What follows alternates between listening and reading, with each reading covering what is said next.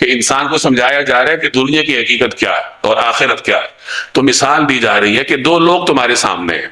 ایک وہ آدمی ہے جو اللہ جل جلالہ کی مرضی کے مطابق زندگی بسر کرتا ہے، اور اللہ نے اس سے وعدہ کیا ہے کہ میں تمہیں جنت دوں گا، اور اس کو جنت مل بھی جاتی ہے. تو ایک آدمی تو یہ ہوا جو اللہ کی اطاعت کرتا ہے اور جنت حاصل کر لیتا ہے، دائمی مزہ حاصل کر لیتا ہے. دوسری طرف وہ آدمی ہے کہ جو دنیا کا تھوڑا سا مزہ چکھ لیتا ہے اور اس کے پیچھے اللہ کو بھول جاتا ہے، اور آخرت میں ہمیشہ کی رسوائی وہ حاصل کر لیتا ہے. آخرت میں وہ پکڑے ہوئے لوگوں میں سے، گرفتار لوگوں میں سے، سزا یافتہ لوگوں میں سے. تو دونوں میں سے کون فائدے میں رہا؟ اس آدمی نے دنیا میں اگر سختی بھی برداشت کی ہے لیکن گزر گئی، اب آگے ہمیشہ کی عیش و عشرت اس کے انتظار میں ہے. اور اس آدمی نے تھوڑی دیر کے لیے اگر عیش و عشرت کے مزے لیے بھی ہیں تو وہ بھی گزر گئے، اب آگے ہمیشہ کی تنگی اس کے انتظار میں.